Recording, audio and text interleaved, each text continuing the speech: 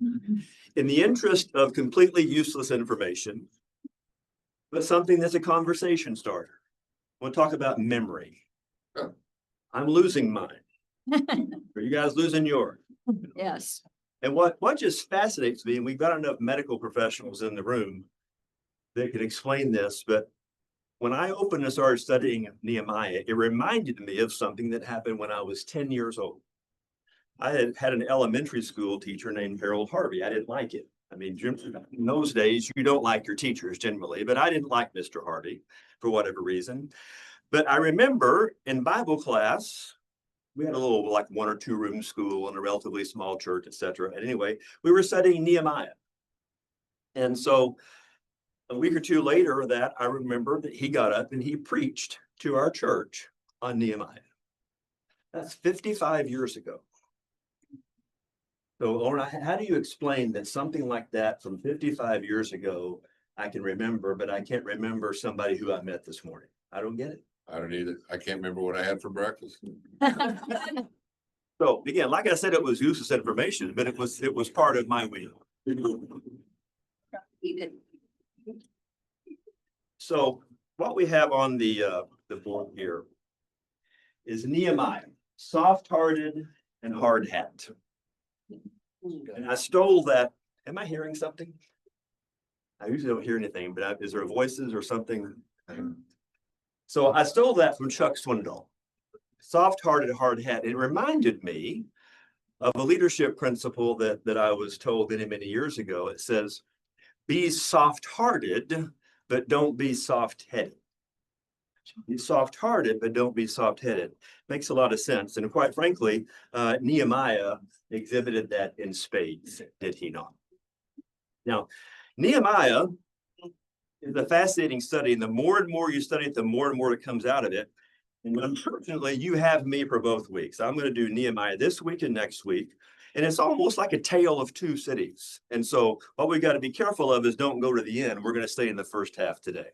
We're going to talk about all the wonderful things about Nehemiah. I mean, the guy has just got a laundry list of attributes that we can all learn from. The question, though, is that really what God had in mind when he put this in the book? And so it's useful, but the big reason remains to be seen. So as we move on here, I want you to imagine something. I want you to imagine that you're reading the Bible for the first time. And you're starting at Genesis and you're just going through the books. So on the left-hand side, you see the law, Genesis through Deuteronomy, then you see history. And so if you just start reading them in order, they're not in perfect chronological order, but they're somewhat there. Now, what we've been doing as a class when we study the Old Testament is we've been interspersing the historical books with the prophetic and poetic books so that they can complement the story. But if you were just reading them all the way through, okay, when you got to the book of Ezra, you would be thinking, okay, we're about to have some really good news here. And what do I mean by that? So I'm going to put some words on the screen here. And so as again, your first reading, you're in Deuteronomy, and you're in Deuteronomy chapter 4. And here's what Moses is saying. He says, look, remember Moses in Deuteronomy, this is his farewell speech to the children of Israel. Look, after you have had children and grandchildren and lived in the land a long time, if you then become corrupt and make any kind of idol, doing evil in the sight of the Lord your God and arousing his anger, I call the heavens and witnesses against you this day, that you will quickly perish from the land you are crossing the Jordan to possess. You will not live there long, but will certainly be destroyed. The Lord will scatter you among the peoples, and only a few of you will survive among the nations to which the Lord will drive you. He's given you a warning. He said, you're going to go into the land. Here's what's going to happen. There you'll worship man-made gods of wood and stone, which cannot see or eat or hear or eat or smell. But if from there you seek the Lord your God, you will find him if you seek him with all your heart and with all your soul. When you are in distress and all things have happened to you, then in the later days you will return to the Lord your God and obey him.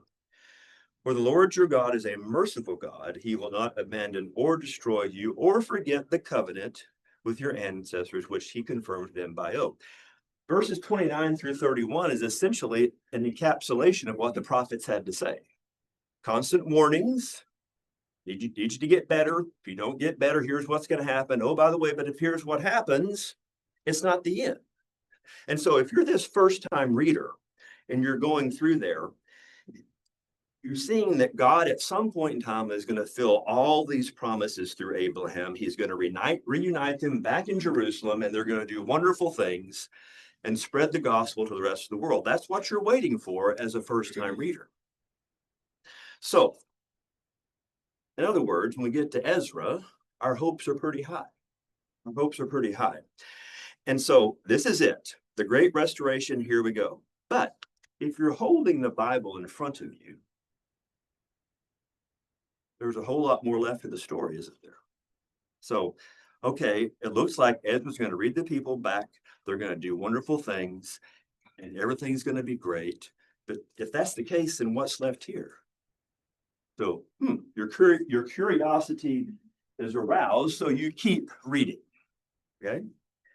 And so you think, and as you read and you go through Ezra, you say, man, they're really struggling to survive. They're struggling to get a new start. They're struggling to do all these things. And you think, this sounds eerily familiar to what I've read before. So with that, let's go back to this. Anybody remember this picture? Well, great. It was a year ago. I was teaching. You don't remember. So that's done. So we had to read. So I think this is an awesome picture. Obviously got it off Google, but this is a rendition or a pictorial of God and the people at Sinai where he formed the covenant with them. Okay. He says, look, I've brought you out of Egypt on the wings of the eagles. I've delivered you. And in those days, there was three big things that God, when they came out of Exodus, there was three major concepts that he was working with on. Number one, they had deliverance. Number two, they had dependence on God. They had to recognize, and that's why I put them in the desert to say, you're completely 100 dependent upon me. And then once he got them there, he says, now I have to develop you. And so that's the whole Sinai experience where he came with the 10 Commandments, he came with the tabernacle, he came with all the things to say, we have to develop you into a nation, etc. And so that's what they're doing. And so he gave them what they needed, etc. So now let's fast forward 1,000 years. All that happened roughly around 1440 BC. So here we've got a historical timeline of Israel from 650 to 400. And when I started to put this up here, I had a very particular thing that I wanted in mind, but as I continued reading it, more and more came, which I'll share with you in a second. So we're to the point now where there's come, so as we know, in 605 through 586, Nebuchadnezzar came and did his thing. The people were deported to Babylon, okay? And then in 539, Cyrus came around, overthrew Babylon, and he had a completely different style of government. He says, okay, you can go back home. Great news. This is what they've been waiting for. That sounds good on the surface, but then again, it's kind of like catching the dog catching the car. Well, now that I've caught the car, what am I going to do with you? Because when they went back there was nothing there. It was a shambles. The temple was torn down. The walls were torn down. Where do you start? And so they started by building the temple. That makes great sense because the temple was their identity. As we learned a few weeks ago, that's where God dwelt. Okay, so therefore, since that's where God dwelt, that's what brought them all together. So they said, if we're going to come back and reestablish ourselves, we need to have the temple first. Makes sense. Did it go smoothly? No, not at all. In fact, it took them about 20 years. I think they had to stop for about 10 years in there. So they were struggling on what they were going to do. And so they began to unpack the whole series of issues. And so this is where I want to point out a couple of things. Number one, when it comes to building the temple, as they did, when they had it completed, it was certainly a joyous event for some. The younger generation were excited because it got reestablished. The old timers who had seen Solomon's temple had a massive letdown because they had a certain expectation of what what they were going to get based on what they've had before. And so therefore, when they got that new temple, it was a mixed reaction. Furthermore, when Ezra came a few years later to start bringing about some more scriptural guidance, he found that they had really fallen back and they were intermarrying. In fact, last week when Greg was here, we were talking about all the intermarriage and all the things that did. And so the point being is that it was just a challenge to come back. And so it really takes you back almost like it was in the Exodus days. So in Exodus, you had these three things. Well, now with Ezra and Nehemiah, it's a similar situation, but it's about rebuilding, revival, and resettling. Now, interesting thing, it's always easy to look back and be critical. They tried to revive first, but their ability to get that done was challenged because they hadn't rebuilt the walls. They hadn't established community, all those sorts of things. So it was just kind of messing about. So now I want to tell you something. This is what I found out this week that was fascinating. Bear with me. Bear with me. That's why we do Sabbath school, right? It's about learning stuff. All right, here we go. Just a little information. Number one, Cyrus came in 439. I'm sorry, 539. He said, you can go back home. 523, which I don't have a circle on there, but Darius became king. What was Darius famous for? Who was the king that threw Daniel into the lion's den? So remember, Darius is a Persian king. He has a very special relationship with Daniel. Daniel is inspired upon. He gets thrown in there, and they have this wonderful experience. So then, in 486, in 486, Xerxes becomes king. Okay. And then Xerxes is the one who threw it. You're going to find out when we throw into Esther next week. He's the one that says, I think I need a new wife. So they go through the whole pageantry and Esther becomes king. So my point is I'm trying to establish the relationship between the Persian kings and the Jewish people. So here you have Darius, Daniel. Here you have Xerxes and Esther. Okay. And then along when Xerxes is succeeded by Artaxerxes,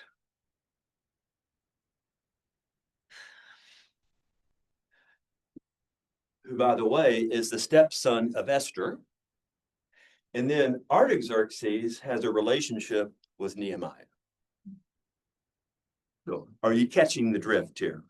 There's this connection to power that the Jewish people are having. And having the power isn't necessarily what's important, but the point is the influence and the godlike character they bestowed. There is a situation there. And so you can just see how God is weaving this together and how Nehemiah is in the situation that he's in. So what I wish that I had known is that when I put together the schedule, I wish I'd have put Esther first because Esther was chronologically before that, even though Esther comes after Nehemiah in the Bible. But be that as it may. Okay. Now we're on to talk about Nehemiah. Who was Nehemiah? For most of us males in the room, what do we identify by? I meet Brian for the first time. Hey, Brian, I'm Kelly. What do you do? What do you do? We're identified by our occupation. Okay? So in the case of Nehemiah, tell me about what have you learned about his occupation? Say it louder. He's a cupbearer. He's a cupbearer. So Confident to the king. Pardon me? Confident of the king. Confident of the king. Okay. And so I would think there's probably the cupbearer is probably the most trusted individual in the entire kingdom outside of your wife, maybe even more so when you think about it.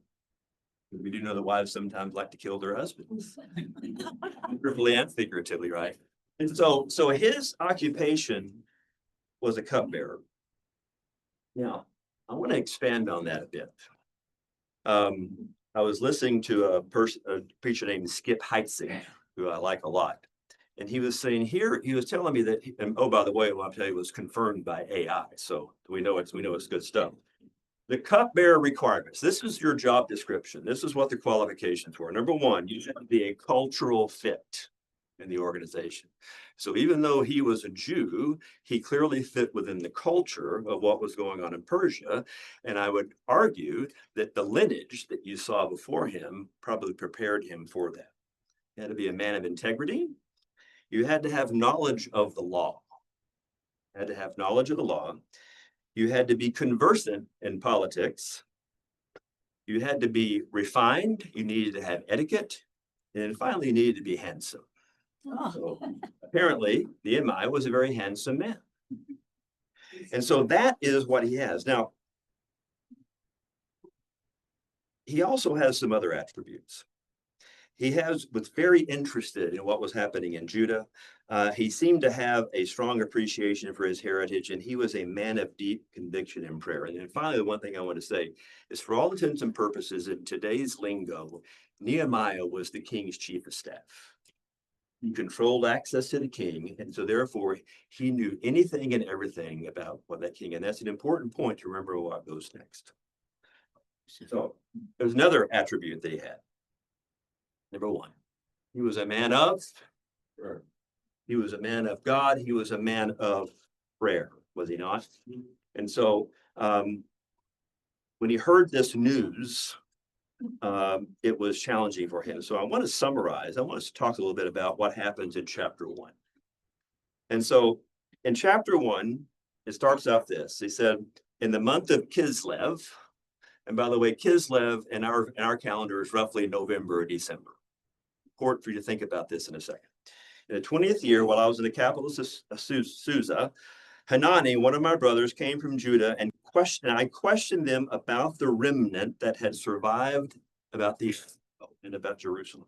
And they said to me, those who survived the exile and are back in the province are in great trouble and disgrace. The wall of Jerusalem is broken down. Its gates have been burned with fire. When I heard these things, I sat down and wept. And for some days I mourned and fasted and prayed about the God of heaven. And what fascinates me about Nehemiah is that he was born into captivity. He more than likely had never even been back to Judah and or Jerusalem.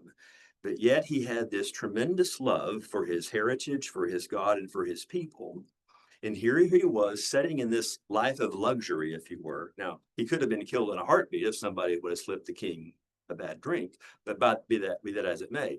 He was living as, and he yearned for what was going back in there. And so the rest of the chapter 1 effectively is Nehemiah's prayer, and that's what we have on the screen here. So what I'd like to do is go through this and chat about each section. So Randall, would you mind reading verses 5, 6, and 7, please? Then I said, Lord, the God of heaven, the great and awesome God, who keeps his covenant in love with those who love him and keep his commandments. Let your ear be attentive and your eyes open to hear the prayer your servant is praying before you day and night for your servants, the people of Israel. I confess the sins we Israelites, including myself and my father's family, have committed against you. I'll keep going. One more. We have acted very wickedly toward you. We have not obeyed the commandments, decrees, laws you gave your servant Moses. All right, so let's unpack that a bit. He's praying to the God of heaven. And what's the first thing that he does? Acknowledges his love. I don't know why I ask these questions. I can't hear you when you answer. Interpret for me, Lauren. What was that? You don't either. Okay. My mind wandered. So raise your hand and tell me if you're going to say something. He acknowledged God's love. Tell me again. He's acknowledging God's love. He's acknowledging God's love. He's acknowledging his covenant to love. So it says, God, you're God, you keep your covenant. And then what did he say about him and what did he say about the people? Yeah, it starts with praise and adoration. Yes. Or it's acknowledging who he's in the presence of. Keep going. And then moves into, I would say, I can't fully see that there, but I'd say what stood out to me is God's faithfulness and who he is and what he says. And and recognizes not only the sins of himself, but his people and even the generations prior before. Bingo, exactly. So you're approaching somebody, God, you recognize their majesty, that he immediately turns around and says, "Oh, woe is me. I am a sinner, and my people are sinners." And then he continues. So since you did so well, would you mind reading verses 8 and 9, please? You can read it off the board, or can you not see that? Can't see that. Oh, okay. Glasses, yeah. Okay. It's gonna be a different version. One can't see, one can't hear, we'll make it work. We get along great.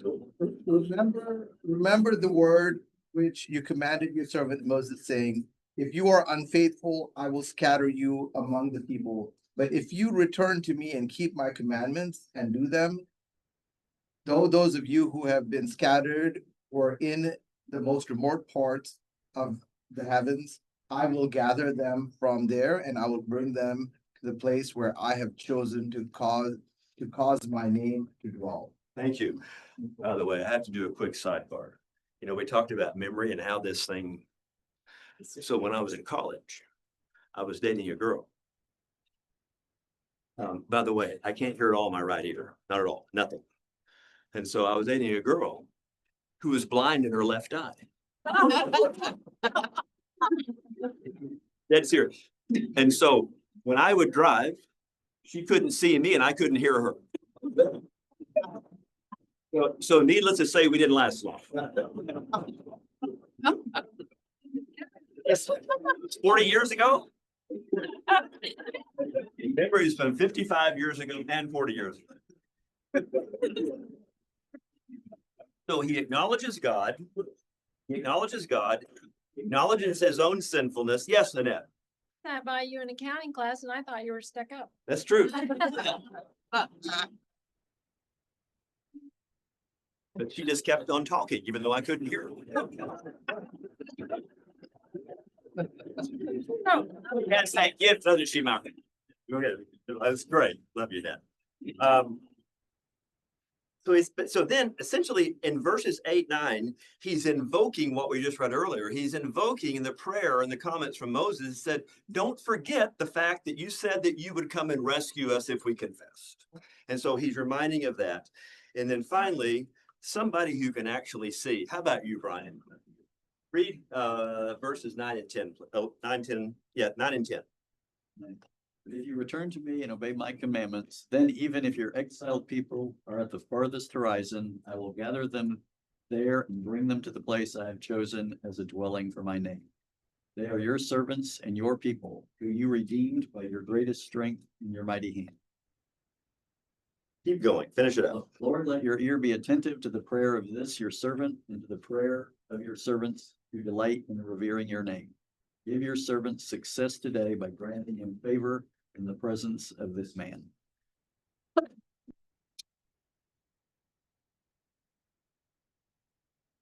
This is all wonderful stuff. It's showing, it's doing, how can God refuse a prayer like this, by the way? I mean, he has done everything right, but he's got something in his mind that he is going to do that really is the primary reason for why he's doing this. I mean, he loves God, he's praising him, but he has an ulterior motive. He's been weeping for a long, long time. He says, let your ear be attentive and give your servant success by granting him favor in the presence of this man. Who is this man? King? King?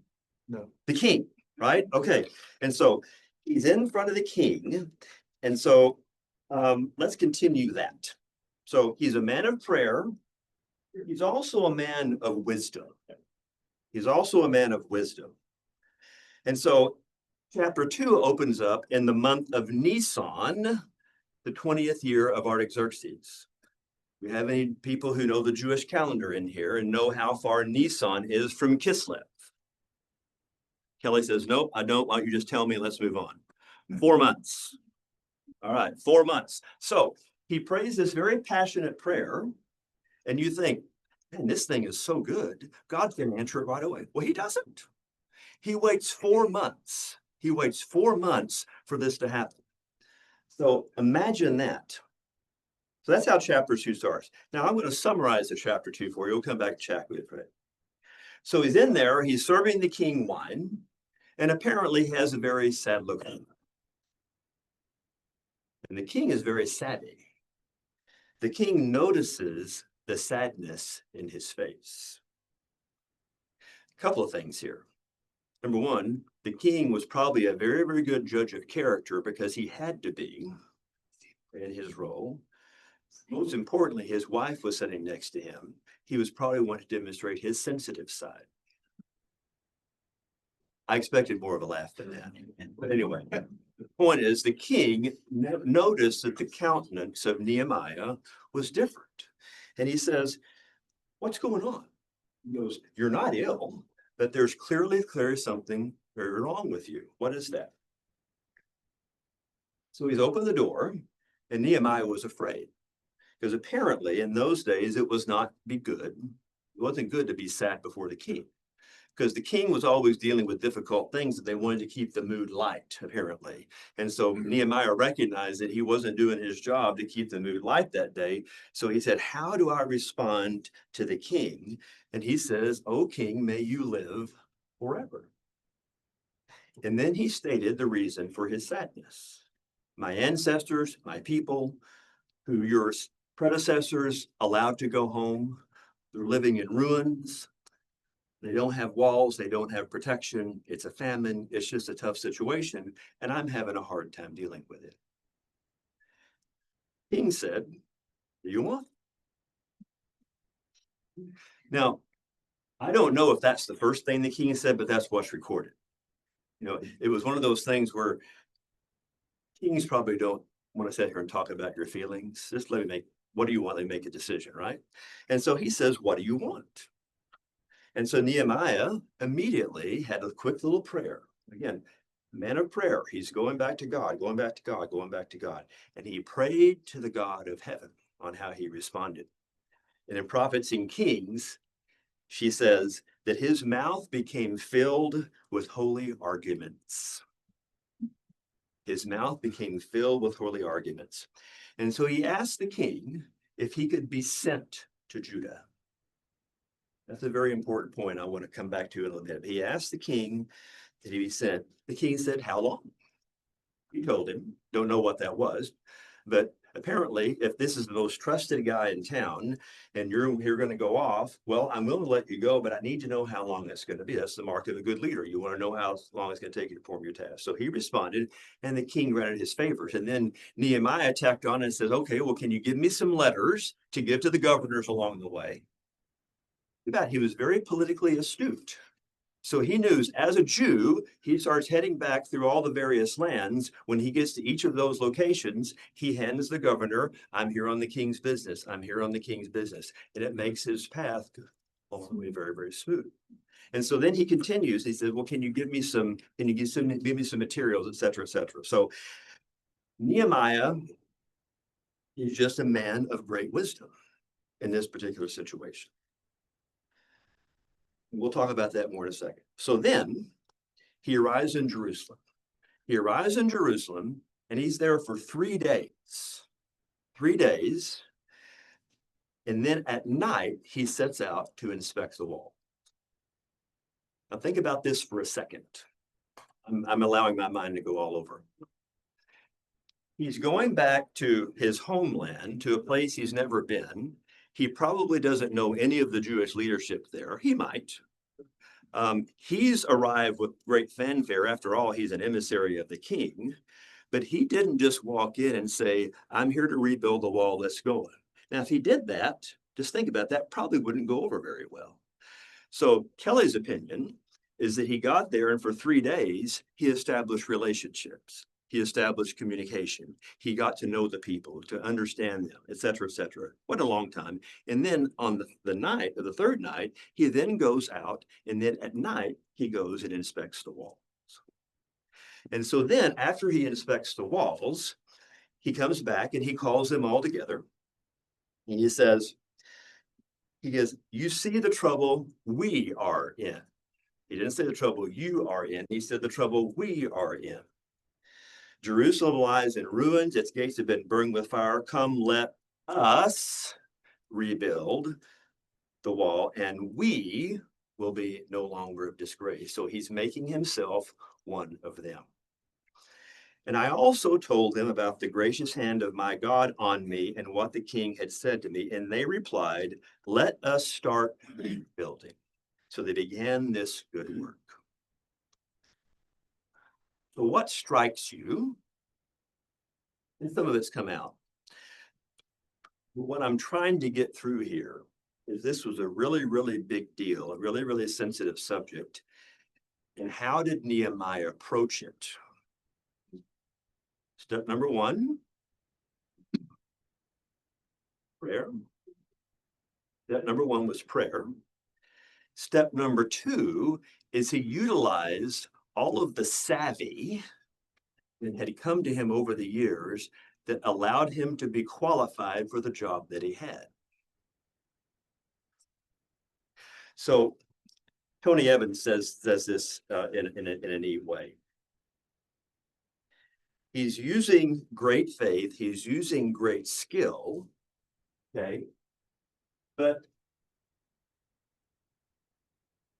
to pray and not use available skill or use available means is irresponsible. To use available means without prayer is being self-sufficient. And so what he's doing is he's focusing first on God, but then he's not just sitting back there and saying, God, will you please go solve this for me? He immediately goes out and starts to work. You probably heard the story about the person on the rooftop in the hurricane, and they're praying for God to come and rescue them. And the waters are rising and rising and rising. And 3 boats come up there. No, I'm waiting for God to help me. That's stupid. You know, just sitting back and praying for God to go do things, but then now also taking the talents that he has given you and try to put that into place is, in Tony's mind, irresponsible. Whereas prudence utilizes the resources God has given them to maximize our ability to do what God has called us to do. And so therefore, think about the lineage that we showed you earlier. You have this history of Jewish people being really in the king's presence. He had position, and God sends him back. Okay, he prayerfully goes about with God, but then he also utilizes the talents that he had given. What struck me is he used his leadership skills and his persuasiveness to bring them where they made the decision that he wanted them to make. Instead of him telling them what to do, he said, we need to rebuild the walls. And he used persuasion and leadership skills. He's an executive coach, right? An executive coach relies on the powers of self-discovery, right? Yes. When you coach, you don't tell them what to do, you allow them to do that. So amazing. So what fascinates me about Nehemiah is he has all of these attributes that the leadership people think are important these days. It's right here in the Bible. So comments, questions on this? I'm doing a lot more talking than I would like to. Nothing, no, that just mean everybody agrees with me? I just had a Check the box. Yeah, go ahead.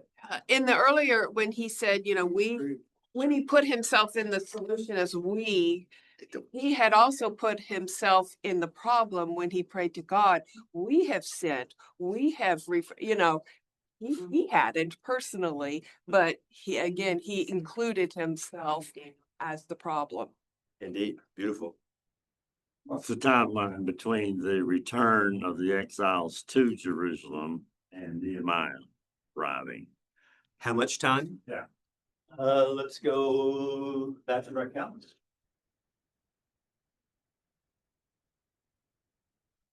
So Cyrus did this thing. 536 was when the first group went back. 536. We get over here to Ezra. I'm not remembering a lot from Ezra, but there was a group of people that went this time and then maybe this time. Does that sound right, guys? Anybody? And so by the time Nehemiah got here in 445, it was really about 60 or 70 years from when things started going back. So there was a long period of time that passed. And they didn't do anything about the walls in 70 years? That's correct. Dang. Is that leadership or what? More leadership. Tell me. Kelly, I thought the walls were half built when Nehemiah got there. Yeah. Didn't it say they were half rebuilt? Yeah. Who said that? I think, I don't have it in front of me, but I think there's a point in one of the chapters here where they were getting all kinds of mess from Sanballat, is they got the walls half done at that point, and then they finished it, I think. Okay. Yes, sir. Yeah, I think I'm gonna say, I think that Nehemiah knew about the corruption, the resistance, because he already got the letter from his brother, so he probably had that. It's not here biblically, we see it in the next chapter and the chapters after, right? But I think he already was informed about the challenges that he would be facing there. And so I think that also influences leadership perspective. He had the wisdom, understanding, and people he trusted to say, all right, let me come and take this approach. So I think definitely was wise. I think he was probably informed as well. So the idea was, let me not just come here and start telling. I think the other idea historically was the Jews that were there, that were returned, were not happy about anyone that had got the, let's just say, a blessing or the better hand, or could have been looked at as a spy even from you know, from any other nation. So Yeah, they didn't trust them. exactly, there was no trust there, yeah. And the people that were exiled out, as we see, there's a very small remnant that actually still wanted to follow the Lord anyway, so. Yeah, hang on to that thought for later. I think historically, there's a big part of the whole conquering kings and deportation. A lot of that's to break the will of the people. So they were allowed to go home, but they may have faced enemies that came in and broke down their work. They had the internal corruption and people taking advantage of all of that. So I think they were just very discouraged. Had to be. And anytime you've got that happening, it's going to slow your progress on whatever your project is. Well said. Agreed. Okay, let's continue. So we talked about he was a man of prayer, a man of wisdom. We've already talked about some of this, but let's just touch on his extraordinary leadership ability. So in chapter 4, we have Sanballat, we have Tobiah, and we have another fellow, I'm forgetting his name, but they're just throwing shade at him the whole time. Here's what Sanballat said. He said he ridiculed the Jews, and in the presence of his associates and the army of Samaria, he said, "What are these feeble Jews doing?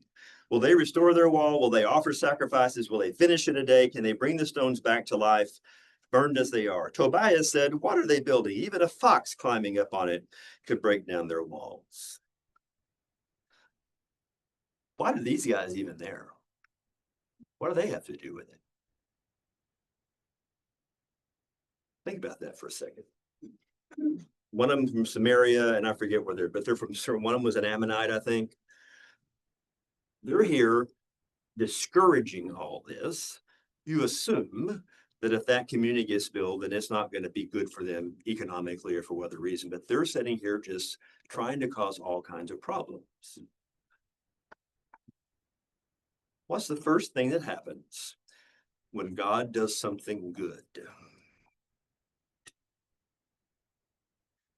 The arch enemy counters something. So, by the way, Satan also knew prophecy.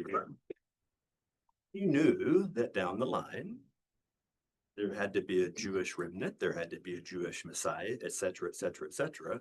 And so he's been trying to kill that thing all the way along. And so therefore, by going back and rebuilding Jerusalem, it helps to sustain that. And so therefore, he's got these guys coming in and trying to create problems to do it. Another comment I'll save for later. So what does Nehemiah respond?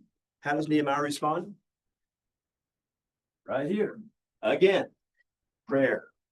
And the prayer that he prays is just beautiful. He said, "Hear us, our God, for we are despised. Turn their insults back on their own heads. Give them over as plunder, for they have thrown insults in the other." But he just continues to rely on God. So again, this whole focus here now is about what is Nehemiah doing in the face of opposition. No matter what opposition he faces, here you have external opposition. He turns to God and then he does something. Okay, now the next section is we get on chapter 5, we talk about what we're calling this internal inequity. Anybody remember what that is in chapter 5? You want to tell me in 10 seconds or less? Okay, well, I'll tell you. Chapter 5, he finds out that what Evans calls some economic exploitation. So you've got food shortage, you've got a famine, and you've got the poor people are having to mortgage their fields. Number one, they're having to borrow money to pay taxes, and the bankers were their fellow countrymen. So you have apparently there was a few rich Jews at the time. Well, they were loaning money and they were charging interest to these people. And Nehemiah hears about that. And he's not happy. Okay, more leadership principles I want to bring back here. And I wish somebody was here today, but they're not. But think about this. When I heard their outcry, these charging, I was very angry. But then he said, I pondered them in my mind.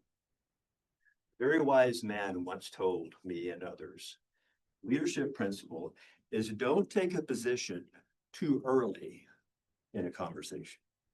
There's been more times than I would like to account where I've opened my mouth, and once I got more information, I really wish I'd said nothing.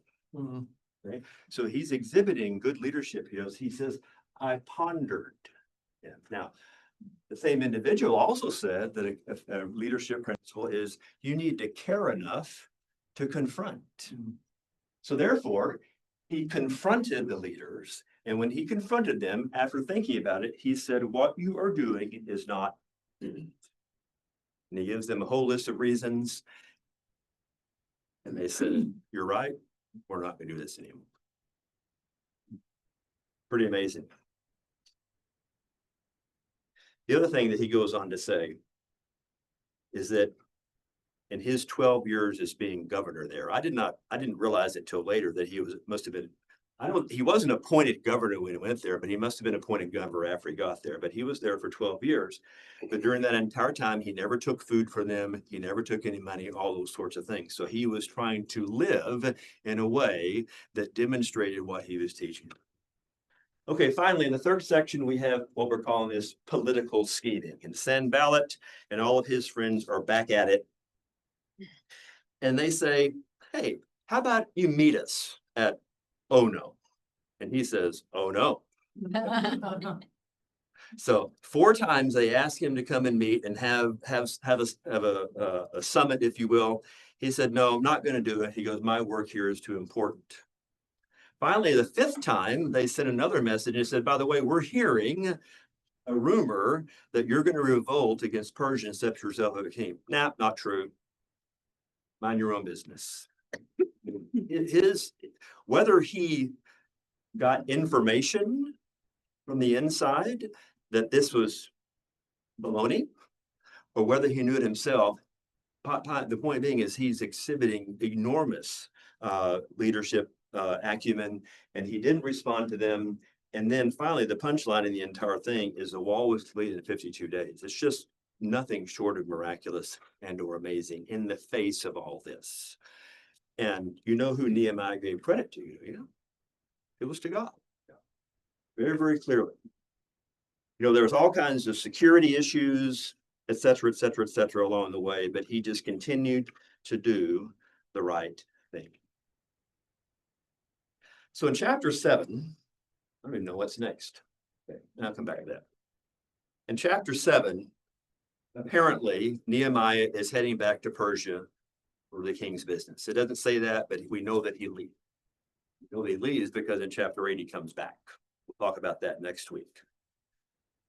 But when he leaves, like any good leader, he leaves very specific instructions about what they need to do. He says he put Hanani, along with Hanani, in charge. They were men of integrity.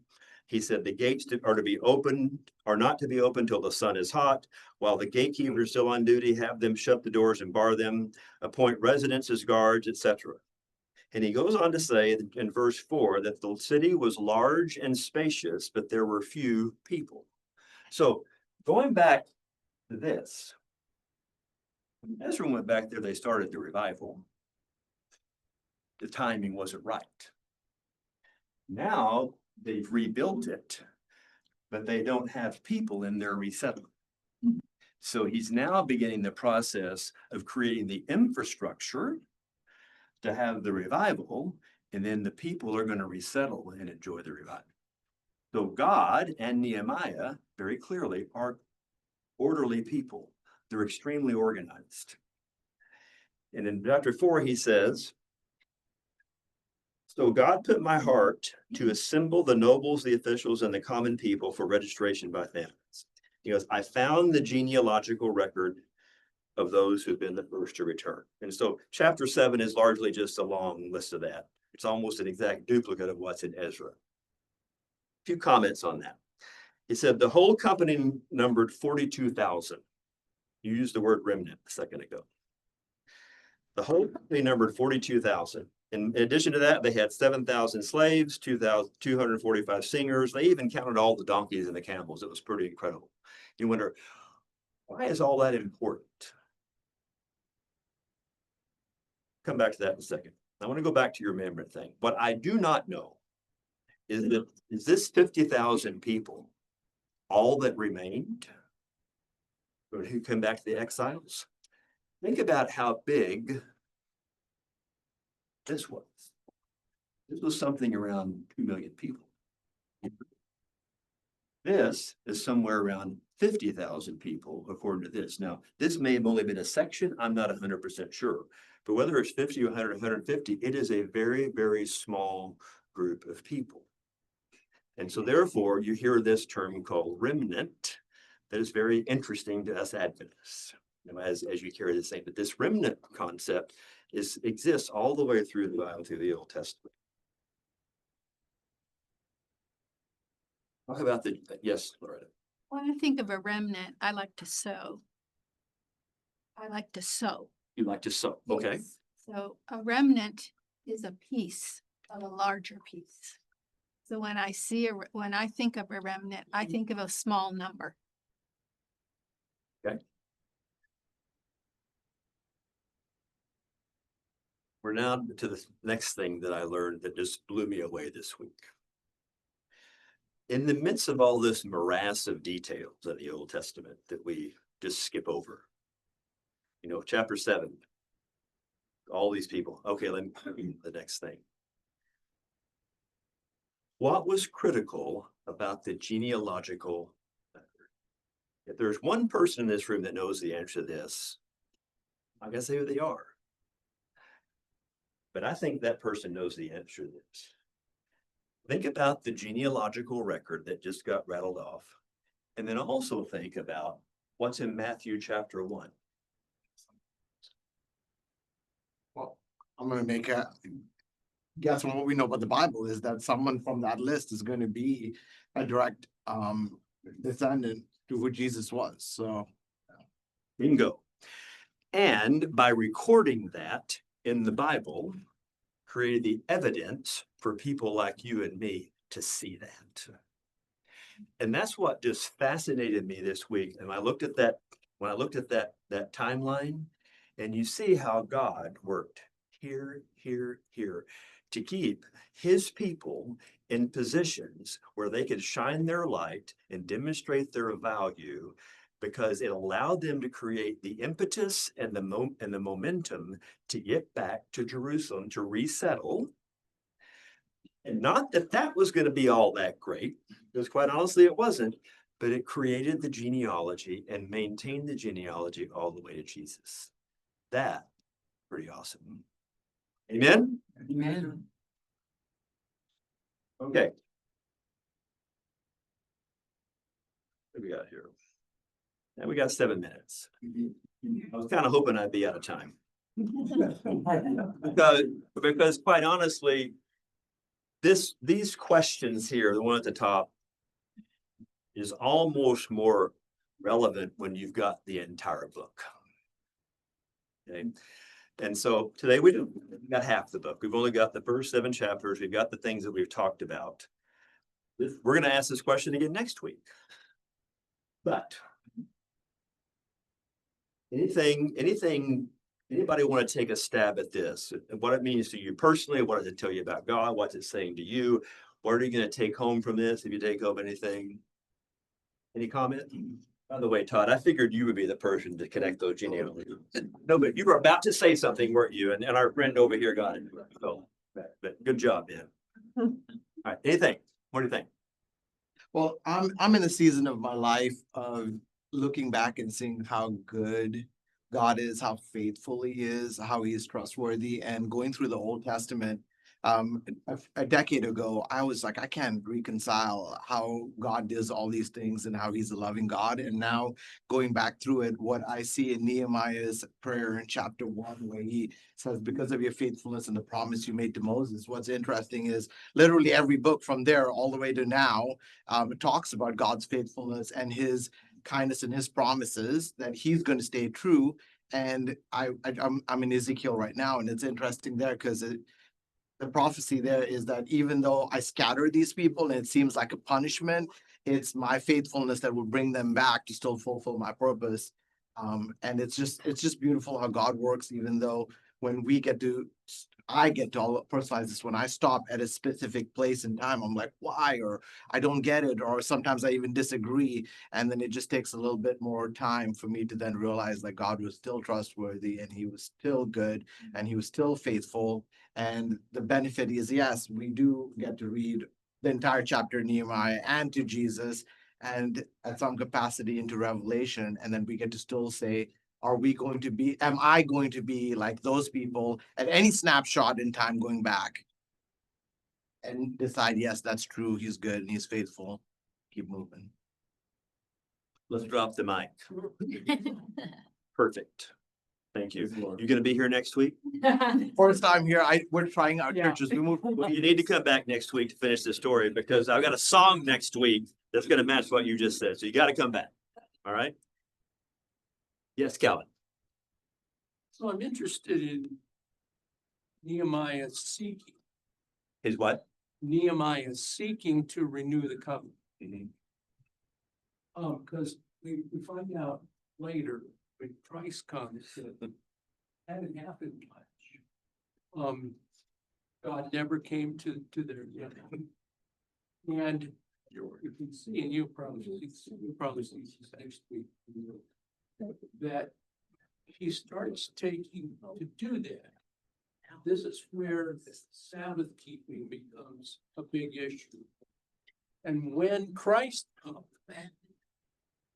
whatever Nehemiah started, Christ undid. Come back next week, folks. Back next week. This was my closing comment today. So Calvin, you set me up beautifully.